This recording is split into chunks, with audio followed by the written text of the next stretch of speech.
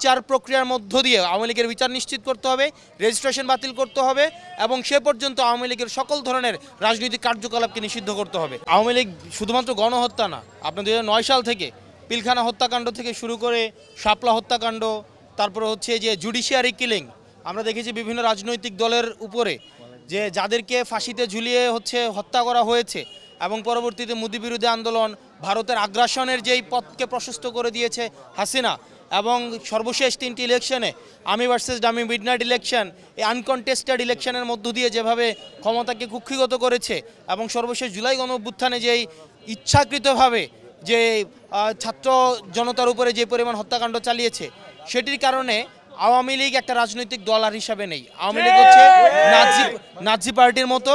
এবং একটা মনে রাখতে হবে, আওয়ামী লীগের কোনো স্বাভাবিক পতন হয়নি, ভোটের মধ্যে পরাজয় হয়নি, বরং গণঅভ্যুত্থানের মধ্য দিয়ে আওয়ামী লীগের পরাজয় হয়েছে। যারা পালিয়ে গিয়েছে যে রাজনৈতিক দল, সেই রাজনৈতিক দল আর কোনোভাবেই বাংলাদেশে রাজনীতি করার কোনো অধিকার নেই। সেই জায়গা থেকে আওয়ামী লীগকে বিচার প্রক্রিয়ার মধ্য দিয়ে আওয়ামী লীগের বিচার নিশ্চিত করতে হবে, রেজিস্ট্রেশন বাতিল করতে হবে এবং সে পর্যন্ত আওয়ামী লীগের সকল ধরনের রাজনৈতিক কার্যকলাপকে নিষিদ্ধ করতে হবে। সেটির জন্য আগামী 2 মে বাইতুল মোকাররমের দক্ষিণ গেটে বাদ জুমা আমরা বিক্ষোভ সমাবেশ করব। সেটির অংশ হিসেবে আজকে আমরা লিফলেট বিতরণ করছি।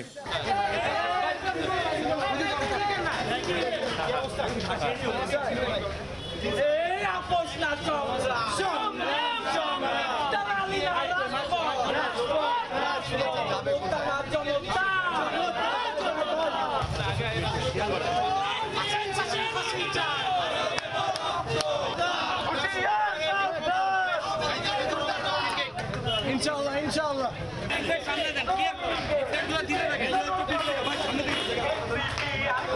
সবাই মিলে একদম সবাই মিলে